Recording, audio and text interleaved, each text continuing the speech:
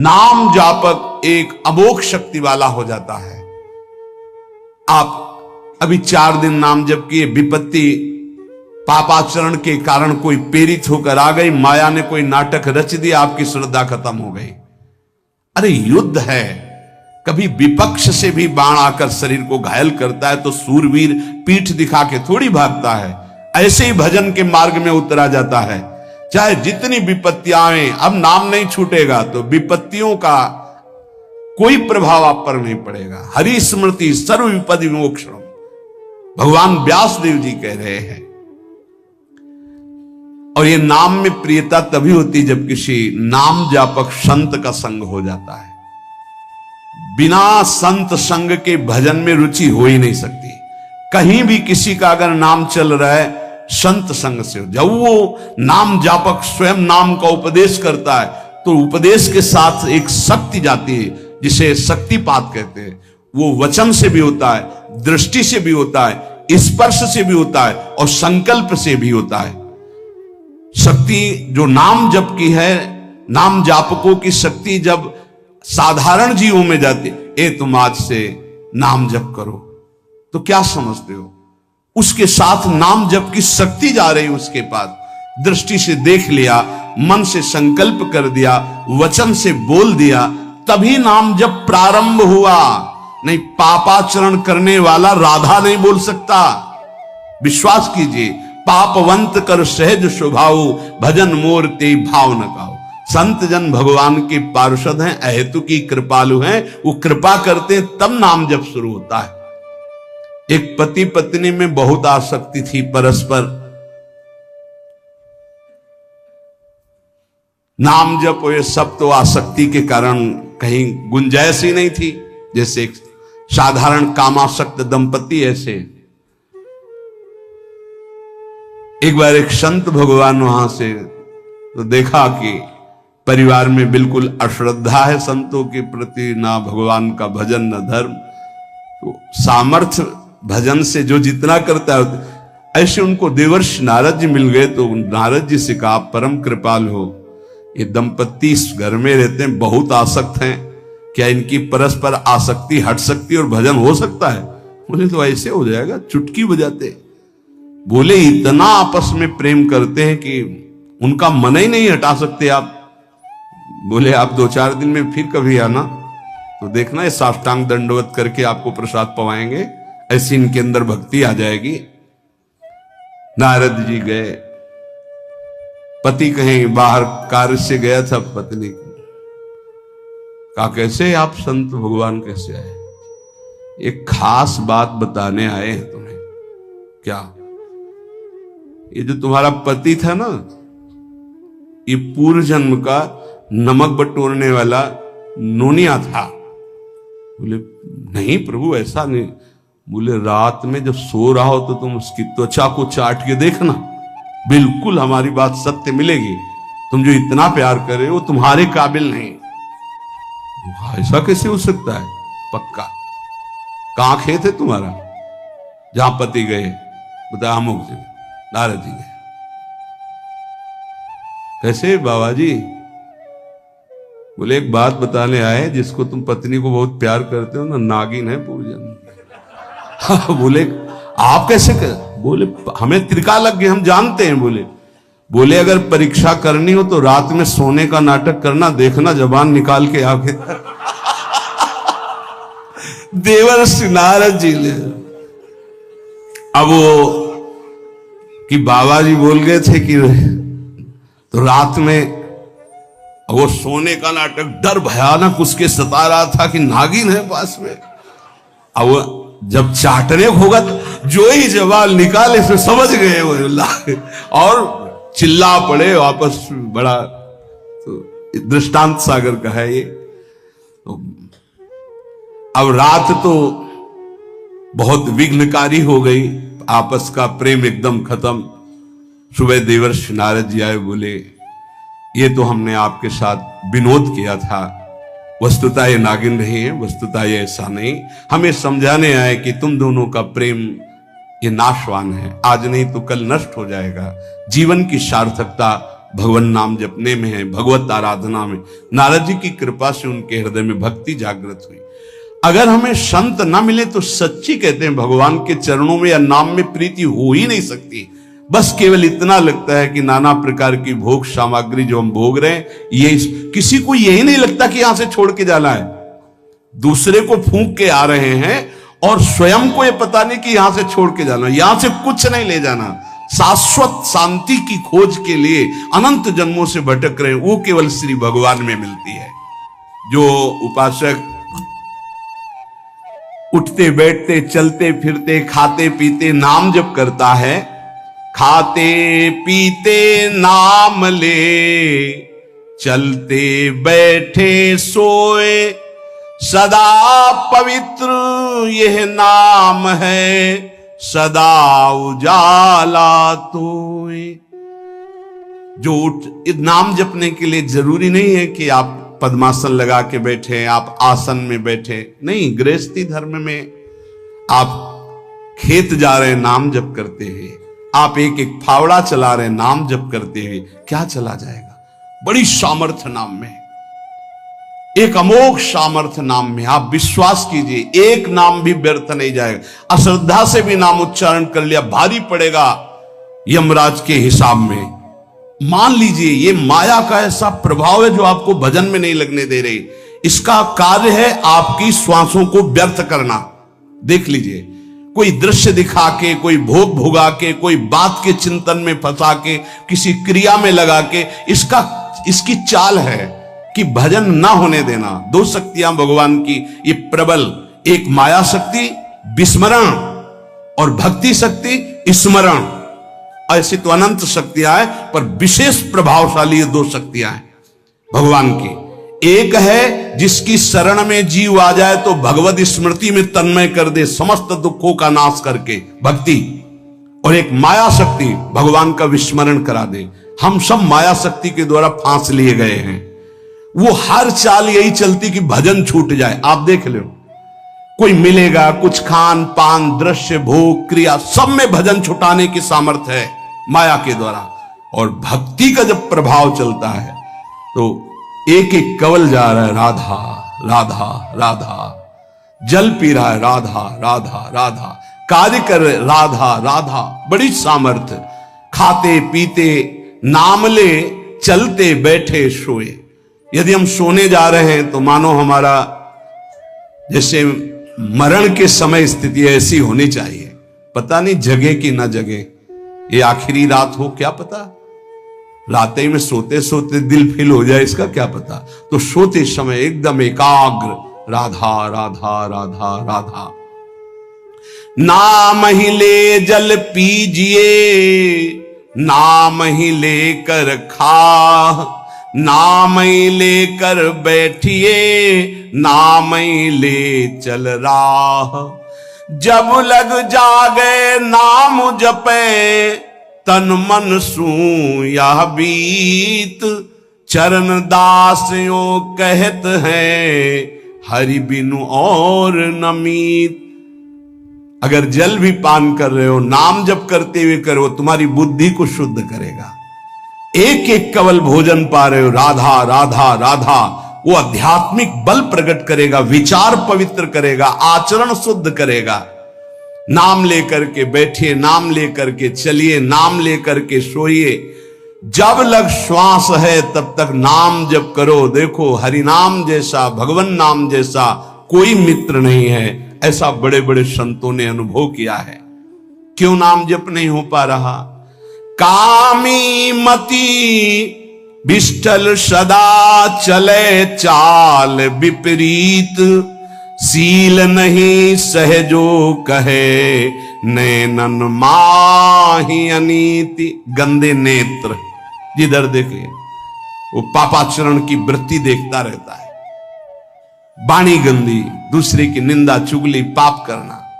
मति गंदी, काम बहुत ही गंदा मलिन स्वभाव बन गया है। जिधर देखो, मंदिर जाओ, संत के समीप जाओ, बहुत सावधान, बड़ा बढ़िया सौभाग्य मिला है। बिना भगवान की कृपा के संयोग नहीं बनता। जैसे आप बैठे सुन, उस समय आप वो वस्तु ग्रहण करो जो कहीं नहीं मिल सकती, सत्संग।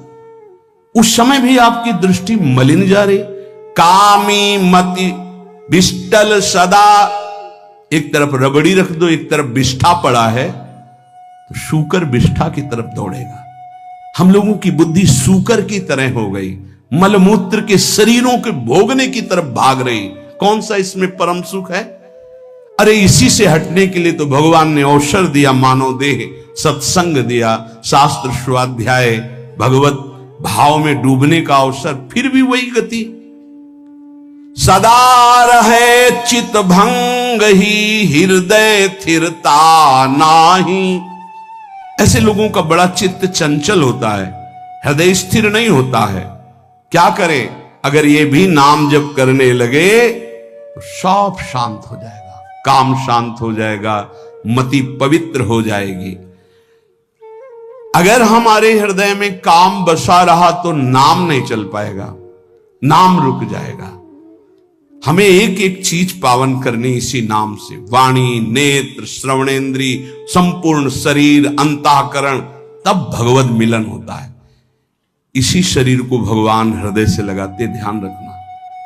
जब भगवान प्रकट होते हैं तो ऐसा नहीं है कि वो भाव में केवल प्रकट होते हैं। जैसे हम आप देख रहे हैं, हम आप मिल रहे हैं, ऐसे भगवान अपने भक्तों को हृदय से लगाते हैं। सच्ची मानिए, वो यही हैं, हर समय पास हैं। जिस समय हमारी इंद्रियां पवित्र हो गई, शरीर पवित्र हो गया, हृदय पवित्र हो गया, भगवान करुणा करके प्रकाशित हो जाते, माया का पर्दा हटा देते हैं।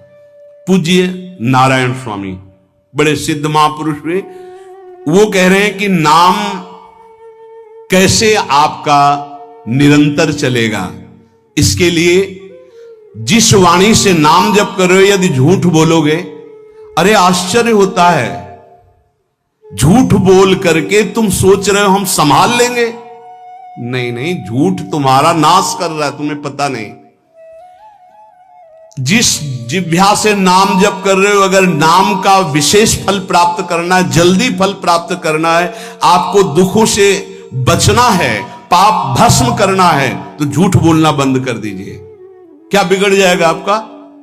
सच्ची बोलने में क्या बिगड़ जाएगा? सच्ची बोलना शुरू करोगे, हिम्मत नहीं रह जाएगी पाप करने की। ये जो पाप करने की तुम्हारी हिम्मत पड़ रही, झूठ बोलने के कारण पड़ रही। नहीं, असत्य संपातक पुंजा, सबसे बड़ा पाप झूठ बोलना। उससे क्या होता है? हर चीज हम छुपाना चाहते, किससे? उस सर्वज्ञ परमात्मा से, गुरुदेव से। नहीं, झूठ नहीं। नाम इसीलिए नहीं चल पा रहा, थोड़ी दिन नाम चलाएंगे छूट जाएगा, क्योंकि आप झूठ बोलते हैं, पापाचरण करते हैं।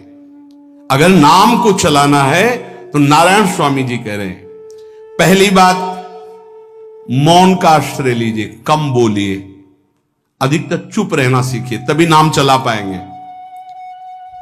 जो कार्य कर रहे हैं आप उस पर ध्यान दें, उस कार्य को एकाग्रता पूर्वक करें, वाणी को मौन रखें, उस वाणी से धीरे धीरे नाम उच्चारण करें। कम से कम 24 घंटे में 4 घंटे मौन का तो सबको अभ्यास कर लेना चाहिए। 24 घंटे में 4 घंटे मौन का। तो ऐसे ऐसे बुद्धिमान हो कहेंगे हम 6 घंटे मौन रहते हैं। कब? बोले जब सोते हैं तब। आप 4 घंटे कह रहे, हम 6 घंटे मौन रहते हैं। 24 घंटे में हम 6 घंटे मौन रहते हैं। बहुत बुद्धिमान है। बोले आप 4 घंटे कहते हो, हम 6 घंटे मौन रहते हैं। तो कब आप मौन रहते हैं? बोले जब सोते हैं तो 6 घंटे सोते हैं, मौन ही रहते हैं उस समय। मौन जागृत की कह रहा हूं, 4 घंटे का। नारायण स्वामी के बहुत बड़े महापुरुष हुए, तुम 4 घंटे मौन का अभ्यास करो। ऐसा निकालो 2 घंटे, 2-2 घंटे करके 24 घंटे में 4 घंटे मौन। उस समय हम किसी से बात नहीं करेंगे, नाम जप करेंगे। कार्य करो, कार्य करने के लिए मना नहीं कर रहे हैं। कम बोलो। आजकल लोग अपनी जीवनी शक्ति को बोलने के द्वारा बहुत नष्ट कर रहे हैं, व्यर्थ की बातें करते रहते हैं। 4 आदमी चल रहे हो, आप पीछे चलिएगा, सुनते, बेमतलब की बातें। नाम जप नहीं होगा, वो डिलीट नहीं होंगी, वैसे ही बनी रहेंगी, अगले जन्म के लिए तैयार हो रहा है। इसलिए नाम यदि सिद्ध करना है, नाम का फल लेना है, नाम का आनंद लेना है, तो वृथा भाषण बंद करो, बेकार की बात बंद करो। जितना कम बोलने से काम चल जाए उतना सामने वाले को बोलने दीजिए। आप बीच में नाम चल रहा है जी, नाम चल रहा है। जब कोई आवश्यक बात हुई, पवित्र शब्द बोल दिया, नहीं चुपचाप सुनो ना। उसको लग रहा है कि आप संभाषण करो, मान लो रिश्तेदार है, नातेदार है, मित्र, अब आप व्यवहार में हैं, आप सीधे ये तो नहीं कह सकते हमसे बात मत करो, नहीं, हाँ बात कीजिए, लेकिन आप कम बोलिए, उसको बोलने दीजिए, आप नाम जप कीजिए, जरूरत भर बात कीजिए। बात में भगवान की चर्चा हो तो कोई बात नहीं, अगर प्रपंच की चर्चा है तो बचने की कोशिश कीजिए। अपने संबंधियों, अपने दोस्तों, अपने व्यवहारियों से व्यवहार, दोस्ती, संबंध शिथिल कीजिए, तभी नाम में प्रीति होगी। अगर ये कि अब हमारे दोस्त आ गए हैं तो फिर वो दोस्त छूट जाएगा नाम, अब बातें शुरू हो गई प्रपंच की। धन्य है ऐसी बुद्धि जो प्रियजनों से भी संभाषण केवल भगवत वाक्यों का, अन्यथा नहीं। इसीलिए इस मार्ग को वर्ण करना बहुत कठिन है। एक ऐसा तुम्हारा निवास स्थान होना चाहिए अलग, जिसमें अपने रिश्तेदार, नातेदार, व्यवहारियों का प्रवेश ना हो। आपकी शैया अलग होनी चाहिए। अगर नाम जापक नाम सिद्ध करना चाहता है, नाम का फल लेना चाहता है, नाम निरंतर चलाना चाहता है, तो जिस आसन पर आप बैठते हैं उसी में प्रपंची, विषयी, सांसारिक वृत्ति वाले बैठेंगे तो भजन की वृत्ति नहीं बन पाएगी। एक ऐसा, वैसे होते हैं घरों में बैठने वालों का अलग, लेकिन साधन कक्ष अलग होना चाहिए अपना।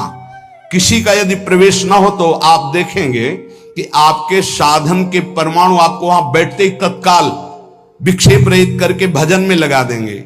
अगर घर में ऐसा कुछ ना हो तो एक आसन अपना अकेला रखिए, जिस पर आप शयन करें वो आसन केवल आपका ही होना चाहिए। अगर वो सार्वजनिक बैठने के लिए ही है, ऐसी व्यवस्था नहीं, तो आसन समेट कर अपना अलग रख दीजिए और दूसरे आसनों पर बैठा लिए। फिर वो आसन हटाकर जब आप शयन करें तो आपका आसन होना चाहिए। इसका बहुत बड़ा प्रभाव पड़ेगा।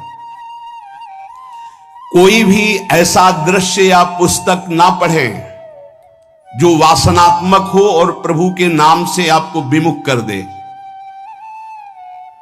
अखबार आदि, समाचार आदि, ये हमारे चिंतन को नष्ट करते हैं। अगर नाम जप करना है, निरंतर नाम स्मृति बैठालनी है, एक घटना कई मिनट तक विक्षेप देती है। ऐसा हुआ, कैसे लोग हैं, अब उसमें तो समाचार ही हो रहे हैं, सैकड़ों बातें हो रही, पेपर है तो सैकड़ों बातें लिखी हैं, क्या क्या, अब वो सब दिमाग में भर गई। इतना व्यसन है किसी किसी को पेपर पढ़ने का, समाचार पत्र पढ़ने का, कि सुबह होते ही वो विरह में रहते हैं कि पेपर आ जाएगा। आया नहीं, मिला तो ऐसी एकाग्रता से पढ़ते हैं जैसे वेदांत चिंतन करने वाला वेदांत चिंतन। चश्मा लगा, चाय रखी, ठंडी हो रही, उससे मतलब बीच बीच में चाय और चश्मा से और पूरे दिमाग में वही। अब क्या करेगा, जो पढ़ा है उसका चिंतन बनेगा, वही बोला जाएगा। अब जहां चार मिले तो तुम्हें पता है उत्तर प्रदेश में ये हुआ, मध्य प्रदेश में ये हुआ, चर्चा दिमाग। नाम जापक पूज्य श्री नारायण स्वामी कह रहे, अखबार पढ़ना, दुनिया भर की प्रपंच की जिसमें बातें हैं, ऐसे समाचार, ऐसे टेलीविजन देखना, ये तुम्हारे हृदय में नाम नहीं चलने देंगे, तुम्हारी स्फुरणा को गंदी कर देंगे, बेकार का वक्त खराब होगा। इसलिए अगर आपको पढ़ना ही है तो धार्मिक ग्रंथों को पढ़िए, अपने इष्ट संबंधी ग्रंथों को पढ़िए नाम जपने के लिए। किसी को कभी वचन न दें। पांचवा, बहुत बहुत पॉइंट की बात करें, यदि आपने किसी को वचन दे दिया और पूरा नहीं किया तो भजन का फल वहां जाएगा, ध्यान रखना। यही हमसे सब त्रुटियां होती रहती है अपने लोगों से। जाओ आज से बाद वचन दे दिया, हम ऐसा नहीं करेंगे, नहीं करेंगे चाहे मर जाएं। और अपने लोग ऐसे फिसड्डी हैं कि शाम के वचन देते हैं और सुबह फिसल जाते हैं। 2-4 दिन बहुत चला, फिर फिसल जाते हैं। बोले कसम से आज से ऐसा नहीं करेंगे। तो आप इसको खिलवाड़ न समझे, आपके सुकृत नष्ट हो रहे हैं, वासना आपके सुकृतों को नष्ट कर रही। दूसरा, जैसे आपने किसी से कहा कि मैं शाम के 5 बजे आ जाऊंगा, तो 5 बजने में 5 मिनट कम होने पर आपको पहुंच जाना चाहिए, 5 मिनट ओवर होने पर नहीं, उसके पहले ही आपको ऊपर। यह संतों के जीवन में देखा गया है। समय का बहुत बड़ा जीवन में अस्तित्व है। अगर आप किसी को समय दें, फिर उसमें प्रमाद स्थिति नहीं होनी चाहिए। 5 मिनट पहले पहुंचिए। समय दिया है किसी को तो 5 मिनट पहले उसको इंतजार ना करना पड़े। रात को सोते समय नाम जापक उपासक विचार करें, मेरा नाम किन किन कार्यों में छूटा, मेरे से कौन कौन सा पाप हुआ, मैंने कौन सी आज गलती की जो नहीं करना चाहिए, और उसे डायरी में नोट करें। नारायण स्वामी कह रहे हैं दूसरे दिन सावधानी पूर्वक वो गलतियां ना होने पावे जो हमने आज की। जब उपासक सत्य बोलना स्वीकार करता है तो उसके हृदय में डर जागृत हो जाता है। ध्यान रखना, डर ये माया के द्वारा प्रेरित है। अगर व्यापार में सत्य बोलेंगे तो पैसा अधिक नहीं आएगा, अगर हम सत्य बोल दिए तो डांट लगेगी, अगर हम सत्य बोल दिए तो सब लोग जान जाएंगे मैं ऐसा गंदा हूं। सच्ची मानिए, सत्य बोलने का नियम ले लीजिए, आप निष्पाप हो जाएंगे, आप महात्मा बन जाएंगे अंदर से, कोई भी पापाचरण आपके जीवन में नहीं रह जाएगा। भगवान का नाम सत्य है, उस नाम को चलाने के लिए झूठ बोलने वाला नाम को कैसे चला सकता है? सत्य बोलने से यदि तुम्हारा नुकसान हो रहा है तो तुम सह जाइएगा। नारायण स्वामी कह रहे हैं उससे बड़ा लाभ आपको श्री भगवान प्रदान करेंगे। आप सत्य बोलिए। आजकल भगवान पर विश्वास नहीं, इसलिए झूठ पर विश्वास है। कलयुग की ऐसी प्रेरणा है कि सब झूठ बोलने लगे हैं। कोई डरता ही नहीं झूठ बोलने में, पूरा का पूरा। जैसे नहीं कहते कुछ तो सत्य होगा, ऐसे ऐसे महानुभाव हैं कि 100% झूठ बोल जाते हैं, 100%। धन्य है मोबाइल जो झूठ बुलाने में बहुत प्रवीण है, बहुत प्रवीण है। अरे भाई हम नहीं मिल सकते, आज हमारा मन नहीं है, खत्म खेल हो गया, सत्य बात है, नहीं मिल सकते आपसे, मत उठाओ फोन। अगर तुम्हें झूठे ही बोलना है तो फोन क्यों उठाओ? नहीं बोलेंगे, नहीं उठाएंगे तो समझ जाएगा कि उनकी रुचि नहीं। ये झूठ क्यों बोलना? सत्य बोलो। झूठ से यदि आप बच गए तो आपके जिह्वा पे नाम निरंतर चलने लगेगा। ये झूठ ही नाम नहीं चलने दे रहा। असत्य आचरण, छुपाने की वृत्ति, असत्य भाषण, ये नाम में प्रीति नहीं। किसी को भी फुसलाने के लिए झूठ मत बोलिए। सत्य बोलने का अभ्यास कर लिए तो पापी जीव भी महात्मा बन जाए। सत्य आवश्यक है। एक बड़े कागज पर ऐसी जगह लिख के रख लो जहां तुम उठते बैठते देखते हो कि मुझे सत्य बोलने का नियम लेना है, झूठ नहीं बोलना है। सत्य साधन कर लो, फिर देखो नाम कैसे चलता है। तपस्या, बड़े बड़े पुण्य, बड़े बड़े तीर्थ स्नान उतना पवित्र नहीं करेंगे जितना सत्य बोलने से होगा। पर बहुत कठिन है इस समय सत्य बोलना। मतलब बात बात पे असत्य का ही वर्ताव हो रहा है, असत्य का अच्छा, ये कोई संसारी आदमी में नहीं, कुछ ऐसे होंगे जो सत्य की वार्ता करते नहीं। प्रायः क्या जाता है, झूठ बोलने में बोल दिया और सामने वाला राजी हो गया, हम निकल गए। लेकिन सत्य ना होने के कारण आप में सत्य आचरण, सत्य स्वरूप भगवान का नाम, भगवान को कहा गया सत्य नारायण, वो नाम नहीं चलेगा। भजन करने का पहला साधन है सत्य बोलना। जबान से सत्य बोला जाए। और भजन की संख्या प्रारंभ में जरूर लेनी चाहिए।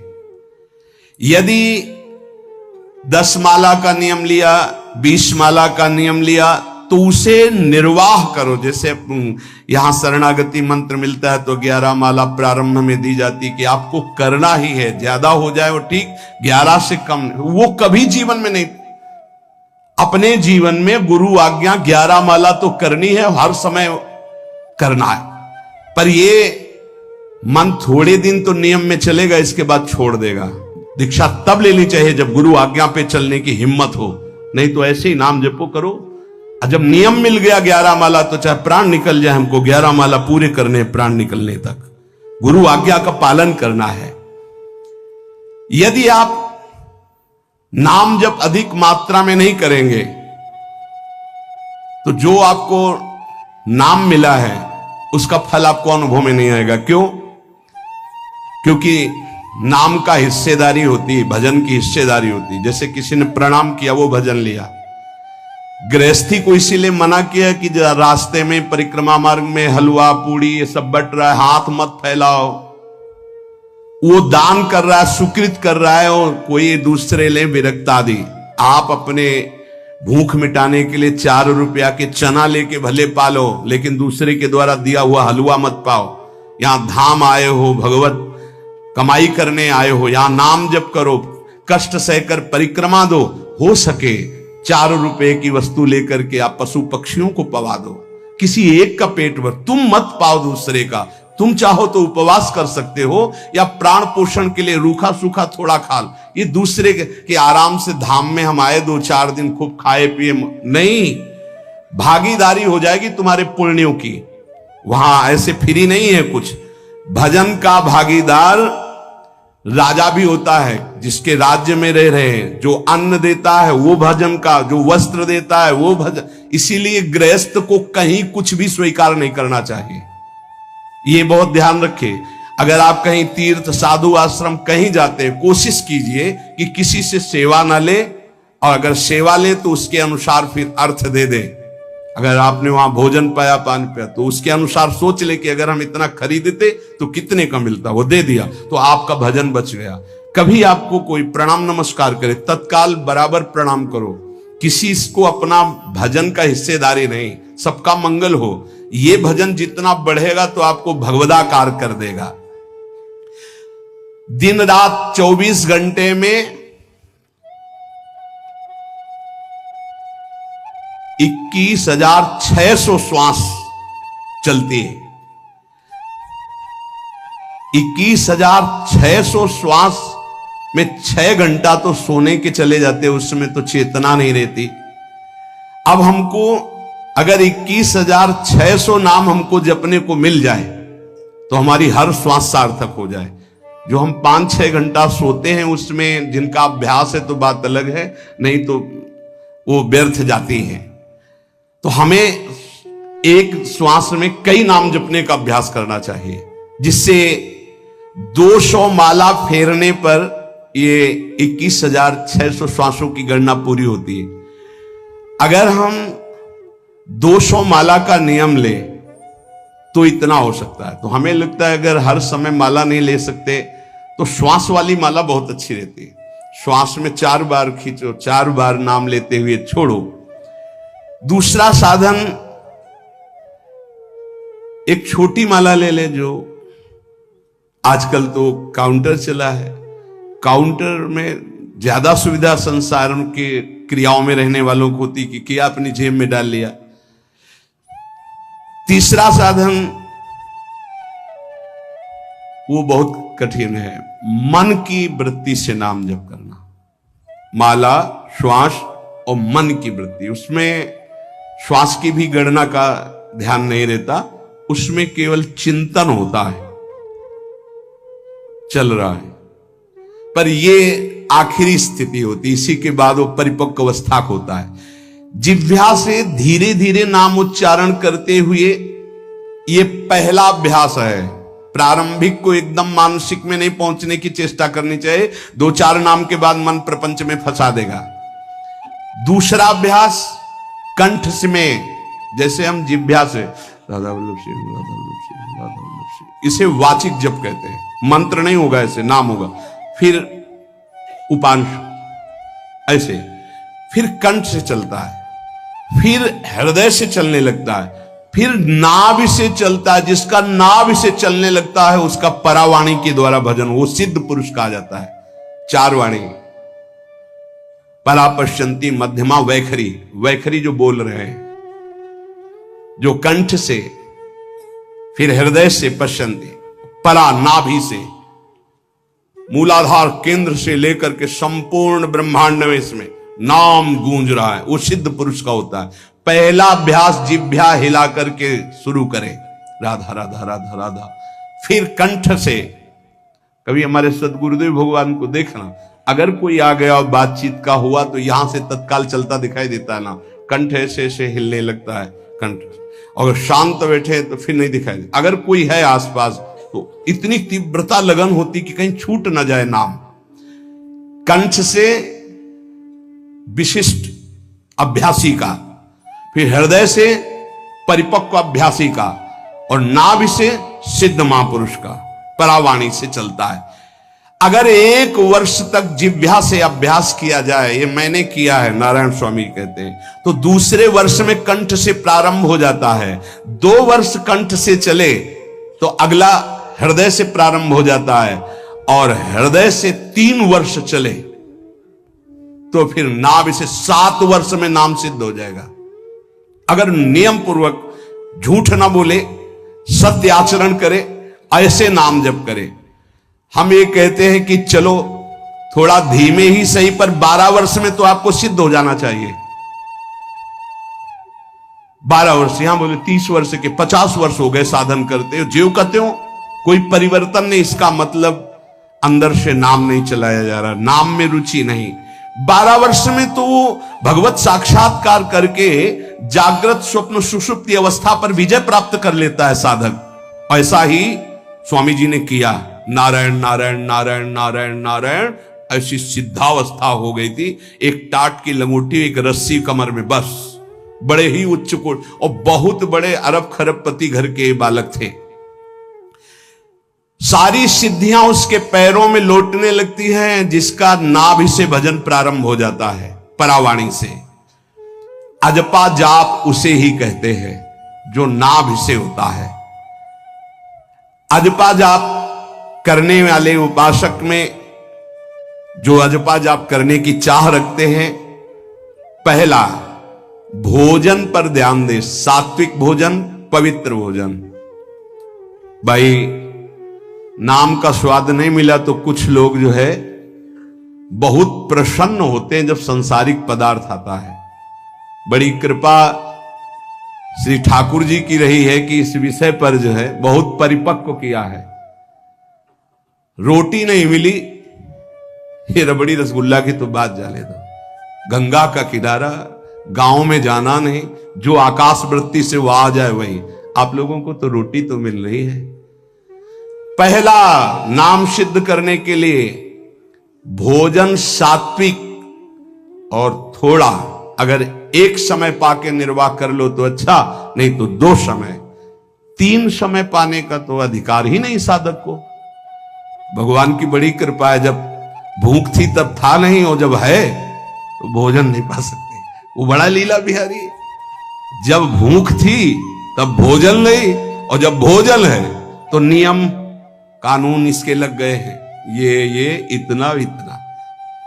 दूसरा, पहला भोजन पर पवित्र। देखो नाम जप के लिए बहुत आवश्यक है। यही जीवन है कि अगर आप नाम जप करने लगे तो हमारा बोलना, हमारा जीना सार्थक हो जाएगा।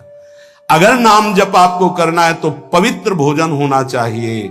2 टाइम भोजन पाना है तो थोड़ा थोड़ा पाओ, पेट ना भरने पाए। ऐसा ना लगने की वजन बढ़ गया है। वजन बढ़ गया है तो भजन घट गया है, वजन घट गया है तो भजन बढ़ गया है। देखो तुम्हारे संसारिक संबंधी माता पिता चाहेंगे कि तुम्हारा चिकना शरीर होना चाहिए, हष्ट पुष्ट होना चाहिए, लेकिन हम चाहेंगे कि तुम्हारा भजन पुष्ट होना चाहिए, भगवदाकार वृत्ति होना चाहिए। शरीर तो आज है, कल नहीं रहेगा, चाहे जितना चिकना कर लो। संसारिक माता पिता के प्यार में और गुरु के प्यार में यही अंतर है। वो आपके स्वरूप को पुष्ट करेगा तो शरीर तो अपने आप, मन प्रसन्न है तो वो स्वस्थ है, अस्वस्थ होने पर भी स्वस्थ है। अगर शरीर स्वस्थ है और काम वासना है, नाना प्रकार की चिंताएं, ये थोड़ी माता पिता दूर कर पाएंगे। वो तो तपस्या और साधना से ही दूर होती है, ध्यान रख लीजिए। अधिक भोजन पाना, शरीर को बहुत पुष्ट बलवान कर लेना, तो हर इंद्रियों को भोग देना पड़ेगा आपको। वो कोई तपस्वी होता है, जो तपस्वी होता है वो संयमी होता है, जो संयमी होता है उसके चर्बी नहीं होती, ध्यान रखना। युक्ताहार विहार से प्राण पोषण के लिए केवल शरीर में अन्न जाए तब नाम में प्रीति होगी। खाते खाते अनेकों जन्म व्यतीत हो गए, वर्षों व्यतीत हो गए, अरे अब तो भजन कर लो, कहां तक खाओगे, ये नरक कुंड है, डाला विष्ठा बन गया। नींद एक नियम बना लो कि इतना ही सोना है।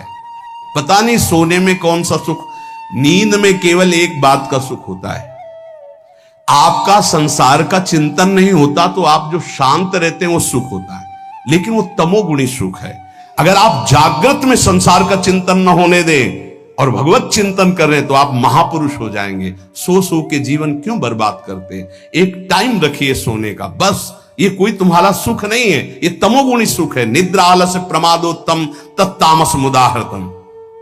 और एक बात समझ लो, यद तज्ञे विस्मि परिणामे अमृतोपमम, जिसमें विष जैसा शुरुआत में लगता है उसका परिणाम अमृत होता है, और जिसकी शुरुआत अमृत जैसी लगती है उसका परिणाम विष होता है।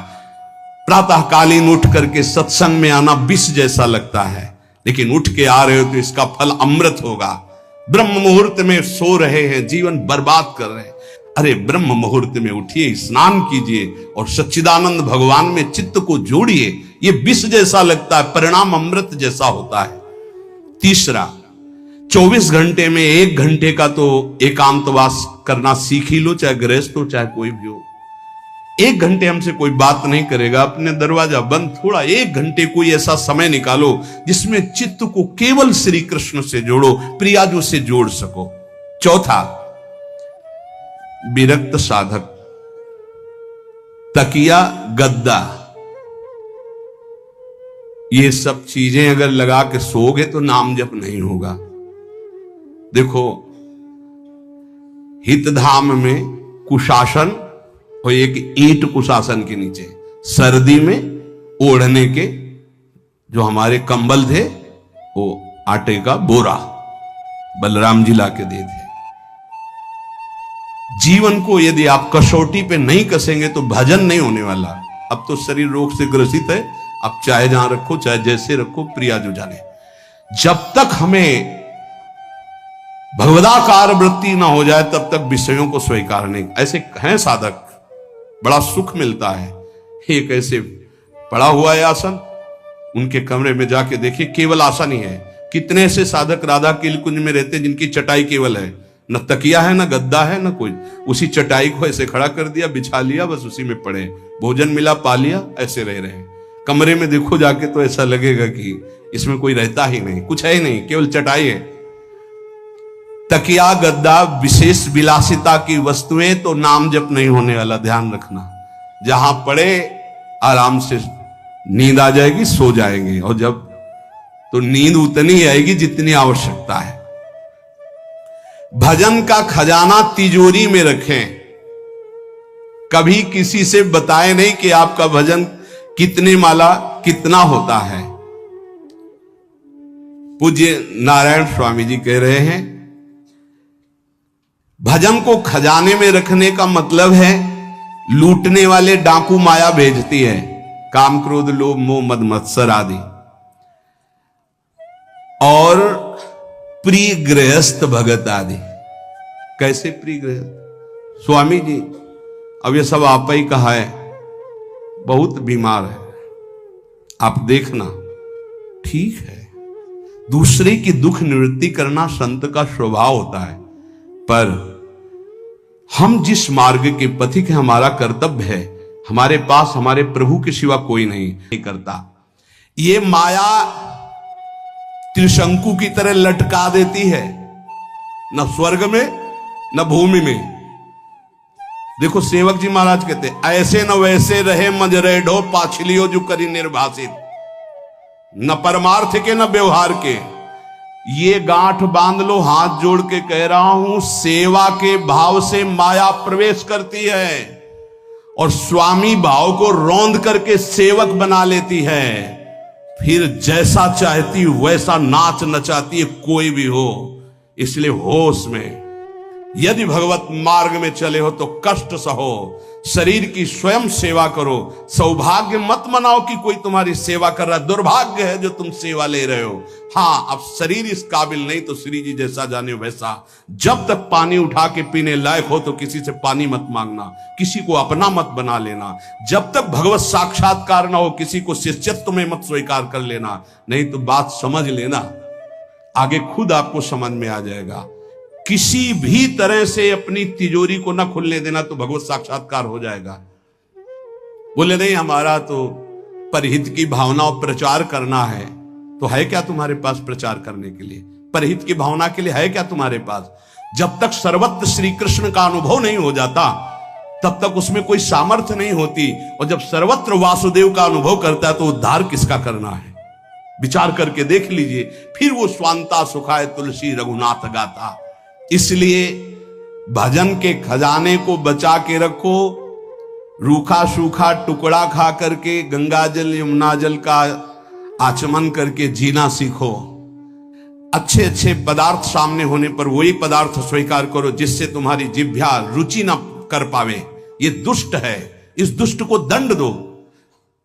नारायण स्वामी जी ने कहा है, आगे हमने कल चिंतन में पढ़ा था, कह रहे हैं कि हमने इसको कैसे वश में किया, जहां गरम जलेबी बनती थी वहां खड़े हो जाते थे, कहते देव कितनी बड़ी हाल है, नहीं मिलेगी तुझे, चलो। पूरी बाजार में घुमाते थे और कहीं भी इसको नहीं, और अगर संयोग वश साथ मिल जाती थी तो गंगा जल में फेंक देते थे। हरिद्वार में नारायण स्वामी जी गंगा जल में फेंक देते, हाँ बहुत बढ़िया मीठी, ये ले